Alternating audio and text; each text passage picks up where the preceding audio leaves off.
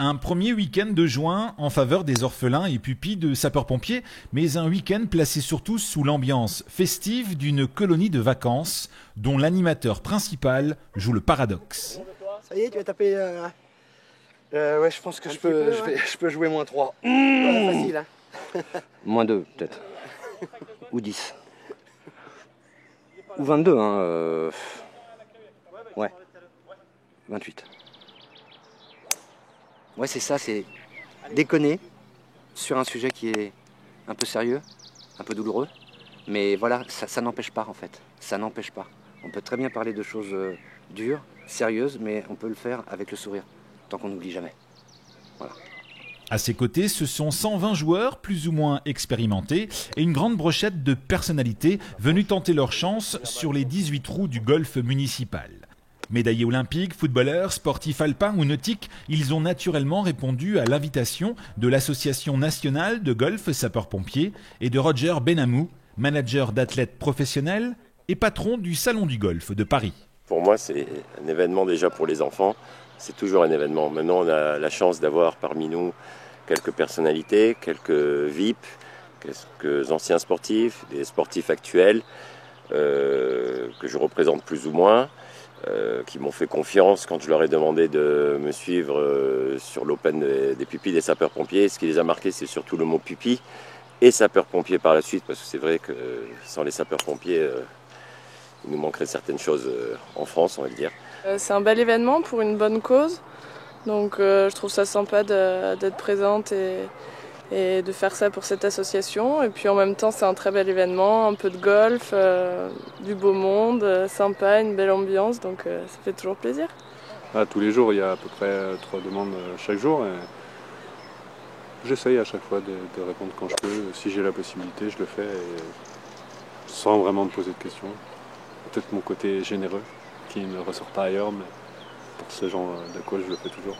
Tous ces invités ont connu de grands moments dans leur vie de sportifs de haut niveau. Pour certains, c'était hier et les émotions sont encore là. Et pour d'autres, c'était avant-hier. Et le public sait leur rappeler en boucle ces instants magiques. Les gens se rappellent toujours de Saint-Étienne, et puis bon, surtout les personnes qui ont mon âge ou qui ont entre 40 ans et au-delà, et au-dessus, je veux dire, se rappellent des performances que l'on a pu faire à travers l'Europe, et c'est resté gravé. Donc ça fait toujours plaisir que l'on puisse nous rappeler les poteaux carrés, la finale de Glasgow, le match de Kiev, enfin bon, plein de matchs à rebondissement qui ont fait qu'on a marqué notre territoire, je veux dire. Durant 2 jours, aux côtés des joueurs, tout ce petit monde va se retrouver en équipe de 2, puis en solo. Objectif, remporter le challenge et inscrire son nom sur cette épreuve, ou plutôt tenter d'inscrire son nom sur cette épreuve. Écoute, vu le résultat au practice, c'est avec une certaine appréhension. Je pense que je vais déjà dégager des arbres parce que cela me gêne, déjà c'est sûr. Je pense que moi je viens toujours avec une tronçonneuse, tout ce qui est bêche. Je fais un petit peu mon designer de golf, de parcours. En effet, on dit parcours, zone formée d'un fairway, d'un green, de bunkers, d'obstacles, bref, tout un vocabulaire technique que les joueurs connaissent parfaitement. Mais qu'en est-il ici de l'univers sapeur-pompier ? On parle des gens qui risquent leur vie pour en sauver d'autres, et après ils laissent des enfants derrière. J'aimerais être un héros comme eux, pas laisser des gens, mais je me dis que si on est héros comme eux, il faut savoir nous reconnaître ce qu'ils font et l'apprécier à sa juste valeur.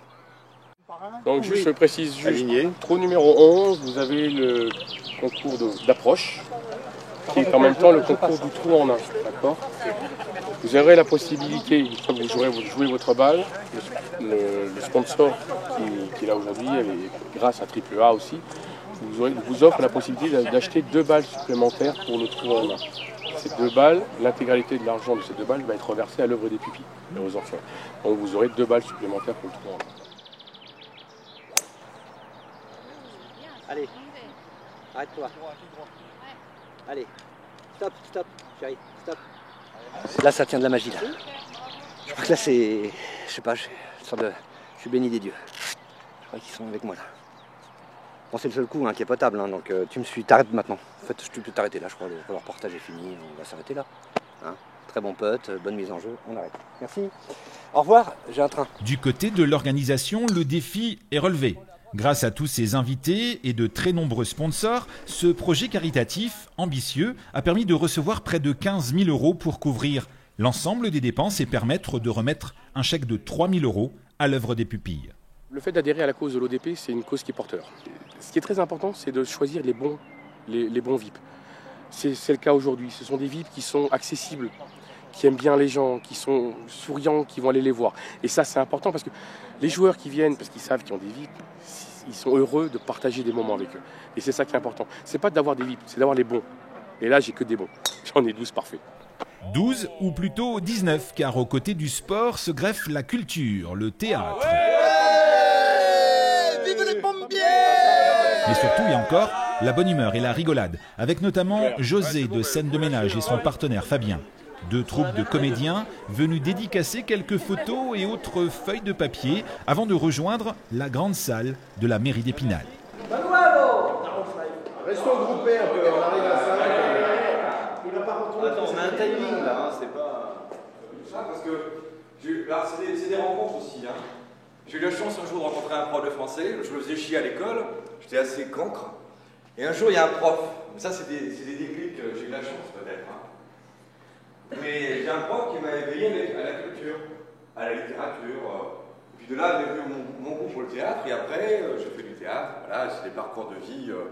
Mais vraiment je dois tout à l'éducation nationale. Je veux dire ça parce que quand on est à l'école, il y a toujours un côté difficile, parce qu'il y a l'histoire de la discipline, il y a des cours qui sont chiants, il y a des profs aussi qui sont chiants. Mais c'est le seul endroit en France où on a la chance de pouvoir avancer. On a proposé ça à ces messieurs il y a, je crois, un jour avant, etc. Ils ont immédiatement accepté le principe de venir rencontrer des jeunes qui parfois sont en difficulté, qui n'arrivent pas à avoir trop de perspectives, qui ne savent pas se définir, surtout se projeter dans l'avenir. Et c'était leur monde. Ils ont accepté de revenir les rencontrer, leur expliquer que voilà, tout le monde a une chance de réussite dans ce pays et dans la vie, mais encore faut-il en être convaincu. Et je crois que ça s'est très bien passé. Ils ont su les mettre à l'aise et ils ont su faire ça. Je les ai remerciés d'ailleurs il y a quelques instants parce que c'est quelque chose qu'on leur a demandé. Ils ont répondu très spontanément oui et ils ont joué le jeu. Ce sont des gens super. Le lendemain, pendant que les joueurs entament de nouveaux swings sur leur parcours, le théâtre municipal accueille une première pièce. Moi je suis plutôt beau mec, enfin beau gosse quoi.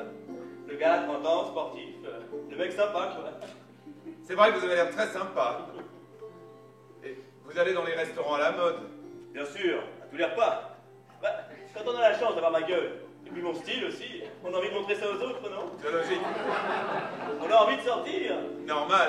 Humour caustique, parfois grinçant, une bonne mise en bouche avant le second spectacle, plein de fou rire, et une avant-première pour les Darons, une troupe de 5 comédiens complètement fous venus se roder à Épinal pour leur prochain spectacle. Qu'est-ce que tu fais, toi, le soir à Épinal pour t'amuser? Où ça?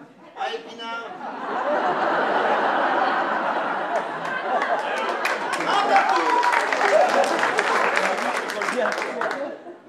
Qu'est-ce que tu fais donc à Épinal?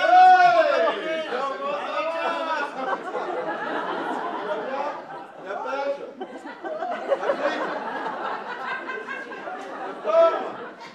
C'est important. Hein?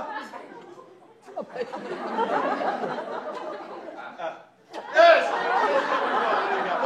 On fait comme on a dit, surtout vous aimez bien la bouteille de champagne. C'est demain soir 20h30, je compte sur vous. J'y vais, je suis super là pour. Allez, ciao! Qui c'est?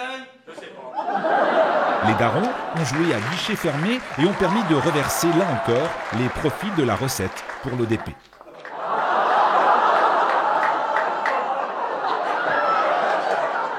Qui c'est? Je sais pas!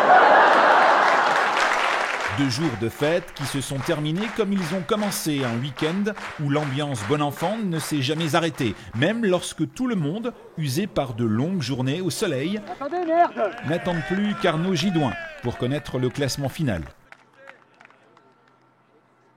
Arnaud, imperturbable, sur le 18 et dernier trou de son parcours. Imagine si tu ne rentres pas. C'est toi, toi.